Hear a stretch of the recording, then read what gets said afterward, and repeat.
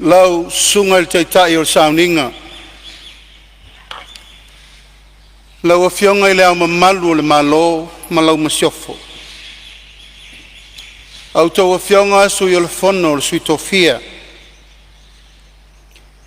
lau a fionga le fongo fetalai sui fongo fetalai ma sui mamalu uma o le Palemene o Samoa au lua fionga sui Palemia Ministal Kapeneta ma Ministal Langolango. Lau fiongal fam sin sili ma le ofiso fam sinonga. Ma malu tawe a wa pa ia fa le talalelei wa tato mafuta de ne yaso. Fa ulungo e kalesia kerisiano umma I Samoa. Ma malu fa le tunu a wa le pa ia o tapau mainga. Fa le polu tofinga. Ia la balea wa sua ma le vai fanua a inga matama tama mainga le usonga atu mo mapule I tu au ma la taua a inga I le tai ma le vaa o fonti tainane le tapo inga o tato wuso tutuila ma manua ua le tu noa le faiva o sa mea a ua falala tau fo I le matangi le niutea Peitai ua faiva ese lu pepe le nei taiao. Ona o le whaangafua o le nofoa o se tasi o sui sufono le Palemene. Le fionga ia napu seve te I fui mono. O le tu malo sa fata mua mua. Tu launa ia la inga sa tu ni mafono. Ngona tu ta faitoa. A se tasi o pau na Filifilia le kapeneta I le nei no foinga. Peitai ua fai iai le unga le whamsinonga. I manatu o le mafuaanga le nā o le nei taiao. Lo ua fionga I le au mamalu o le malo.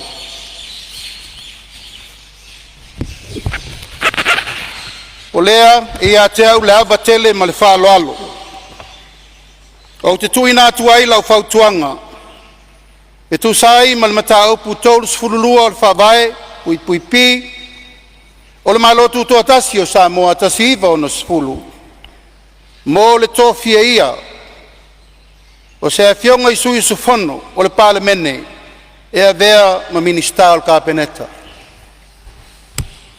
I le au tasi ai le finangalo au tasi o le Kapeneta. Ma tō whinga I a te au nei o le Palemene o le taitai o le malo. Ma tō whia ai, le tō whāle Igoamatua. Ia Ale Vena Ale. E a vea ma Minisita o le Kapeneta. Whape foi o na whailo atu, lau a fionga ma tā whai oi wha Minisita. O le atau a veina I le tō wha ia Ale Vena Ale. Ina ia tu sai ma balevaenga fitu, pui pui mua mua, pui pui a, o le tu la fono, o le whātulanga ina o tofi wha Minisita. Mamatanga luenga lua afe ma le tolu. O le aia tau veinai ma tā whaioi, o le Minisita o si manga ma puna oa whal natula. Ato ai ma ele ma sua vai wha saoina, vau matua ma le vai tau. O le whaalinga lea ma le whaaloalo tele I lau a fionga I lea ma malu o le malo.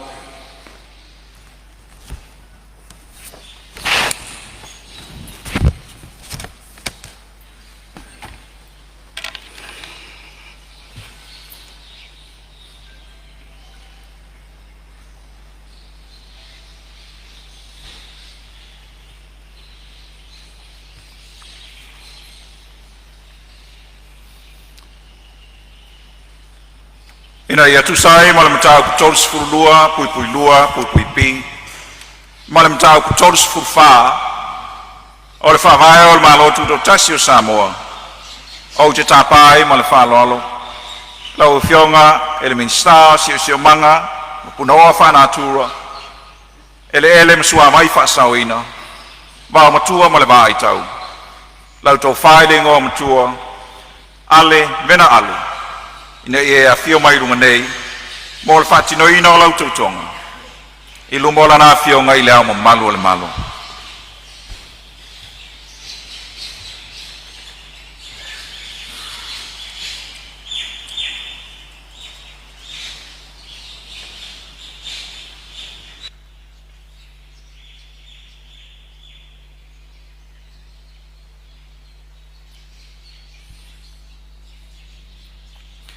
Lau fionga I le au malu o le malo.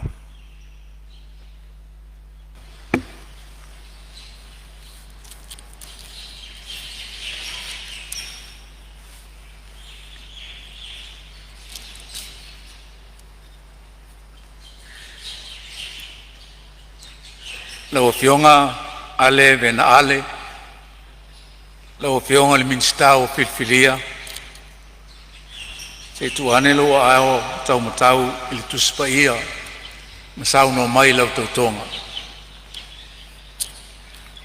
O au o Ale Vena Ale, ua Filifilia, matalia e vea ma Minisita, ma sui fono o kapeneta, o te tautō I le atua e ona le malosi lava e whaapea o le au tu inatu ma le ato o toa le mea e au pito sili I lau ta whamasinonga I taimi uma e whaapea ona mana o mia o au whai unga ma whautuanga I le ao le malo mo le pulea le lei o mta upu al malo tu totasi o Samoa o le a o wha lia I se ala tautino o le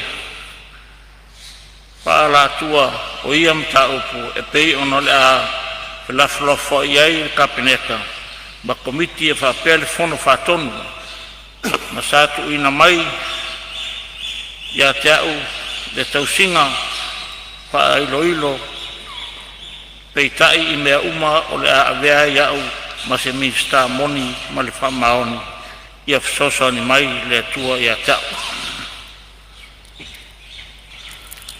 Se neane lo ao whamulmut.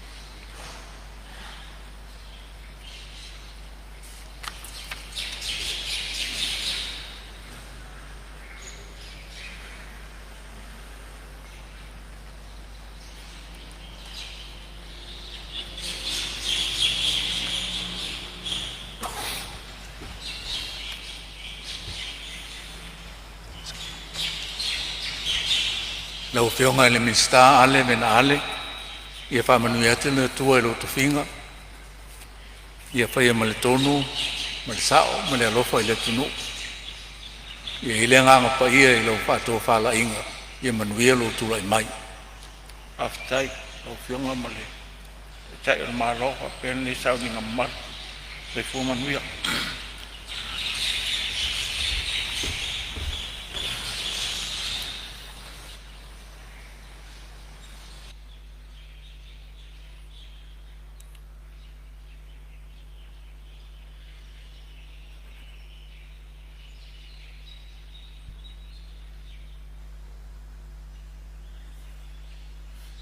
Pa i o sauninga se mai se patapati tele. Mai al Faʻatautoina. O le fionga i Minisita si o manga puna o whanaturo.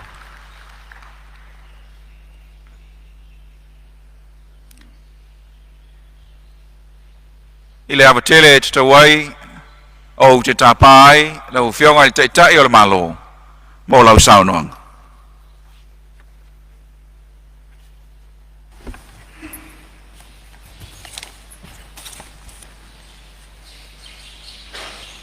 Tu Yesu lava o le ala upumoni maleola. I le sao lava se tasi le langi pe ale ui mai i ateia. O malama i ulungalu ai ufitia i pe au le malu o le tapuitea wa le ata ata. O le neitai au fau i le alofa tuli loa o le atua mo Samoa. O wa le malelenga momoli sauno iai le sunga il toina o le taitai o le sauninga. Au whalepa fo le foe ma mata nonofo le tapua inga Samoa. I ona tūlanga whalupe wa le fio la ua fionga i le au mamalu o le malo ma lau masiofo. Tainane le paia sui o le fono o sui tofia ma ona tūlanga whalupea. Le mamalu o Samoa na poto. A wau pa ia whale tala le lei, o mamalu whale atunu. O pa ia o sa ma whai ngāe malu ai Samoa, i ona tūlanga masani. A la vea ia lo leo e whai mawhonga tā momoli o le fio atu o le fionga i le whawhonga whetalai. Le sui whawhonga whetalai, tainane sui uma o le Palemene o Samoa. Io atu o fionga i sui Palemia, tainane Minisita o Kapeneta ma Minisita langolango o le whainga malo Filifilia Samoa. O leo o tātou tepa i ula, tanga i ula, ma ua futi a manu ula le tātou tai au ma le aso. O wā le whamoe moe na lupe maloma na whalangi. Le tātou te au whanga poto le nei tai au manuia. Tātou te sui le ula le whaasolo manongi ma le tui veve. E ala i le tātou fono tutalo masani. Mori atu ai le nganga whaaftaitele i le paia ma le mamalu maualunga o Samoa u poto. A walo tō wafia mai ma liu mai ma tala mai ao. Faleo'ina foi le nganga whaaftai tu tino le whainga malo la ua fionga le whaamsin sili ma le ofisa o whaamsinonga. O le tātou tā whatolu whatau ngai ia. Tātou te sua leo la pauta ma leo la patai. Mo tātou tala noa wāse manuia o Samoa nei mātai ao. Pei tai o leo wa tātou vai a tāta o le mou atu o le nei tausanga. Mo tātou vai ai le lofa whaau tu noa moni o le atua mo Samoa. O le nei whaatoa se fulu tolu vai aso. Talu na tu la i le whainga malo Filifilia. Le whaititi ai le nganga whaaftai le atua i lana pule whaasoifua ma lana pule alofa. O lo tātou sāwa vali ai pēa i leo ngātu tonu o le ala. O le file mu ma le saunga le mu e ala i le taitaina alo na mana lilo. Bodi atu le nganga whaaftai tele i lau tapo inga Samoa. O lo outou i mai le muri papanga, ma outou tāpua ia whaiva o le tātou malo. I le whaingofie le tātou savalinga. O lo tātou whengai pēr malu i tau ma whawhitau li yaso uma. O whawhitau li tātou te maitau inai, o lo lu i tau inai lo tātou whatua tua ola i le atua. Tātou te talitonu ai, lana amo, e māmaia. Aua tātou wanga i nei le whai ungo le nei tausanga. Ma tātou tō mana tuai, le whamana tuina o le fio mai o le pepe fou. O le taulanga na osi, ma le taulanga na whātulanga e le atua mo tangata o la uma o le nei lalolangi. O lana taulanga e tau le tunga mau ma tō tuifo. Whamana tuai o lo iai le whamoe moe ola. E pei o na saunoa i ai le taitai o le sauninga le nei tai ao. Ia e ma le mamalu o Samoa i ona tulaga whaalupea e pei lava o mātou upu i le uruai i Faʻatautoina o le nei no foinga. I le mawhai e le malo na toe tau ave o na tiute na o ia. E mana o mia le lalango whaatasi. Pa i o le kalesia i o na tūlanga whaalupea ma lana upu fola. Mana o mia fo i le lalango whaatasi le pule mamalu ali i mwhai pule. O na le pine lo lea o na tau nuu Samoa i le manuia o lo tātou ta talo ma tāpua i ai. Ao le nei tae au e whaapita o ngā whasa mātou tala. Lau sunga le toina le toitai o le sauninga o whamalo le uta, whamalo le tofa, whamalo le timai whaleanganga. O ulu ma tāfo lau, tauina mātou tiu ma tiu whamata la oa. Ia o ngā mo mātou tangata ma le wālawina mo Samoa. Whātau mua awa le tātou sāri nei tae au, ona o le tātou talitonunga, o Samoa e whaavae i ai le atua. Tātou mai whātasia i e velo lo lua i a somua o le malama, mo tātou whaafetai i le atua i lo nā lofa tūnoa. Pale ai le whai unga le nei tau sanga i whaiva, ma tiute mga luenga, ma tātou tāpena atu, i le amatanga o se tau sanga fau manuia, a wā se lumana i manuia o Samoa nei mātai au. Mātou wha manuia atu, lau a fionga i lea ma malu le malo, ma lau ma siofo. Ma ua pēa ma emo wila la le lei a wālo lua soifua wauna wā le tunu. Lau a fionga le tui atua tupua tamasese, ma ufo i whaiva alo filima, alo fangia e le atua lo langi soifua. Manuia le Palemene o Samoa, lau a fionga le fonga fitalai, sui fonga fitalai ma sui umo le Palemene. Ionga i sui Palemia Minisita langolango, o le kapeneta, lau a fionga le whaamsinu sili, ma le ofisa o le whaamsinonga, i o tātou whaiva alo filima wā le tautuaina o Samoa. Ia mana le upu ma le tala le lei e le atua, ia le whaititia, le swau manongi le whangu, ma le whalau i le kate, a wā lau tau whatu ai ngatausi, ina ia sāwa vali pēa le atunu, ala upumoni ma le ola. Ia manuia le tāpua i mai a Samoa nei mātunu mamao, tātou ta talo i le atua, ia tātou waulia se kirisi masi fia, ma se tau sanga fau manuia, i le alofa ma le anga le leo le atua. O te walau atuai ma le whaalo le tele, tātou whatasi i se tau mawhangati wa tā peninga e la fionga le fonga fitalai ma le soi fonga fitalai, e wha umai le nei tae ao soifua mai manuia.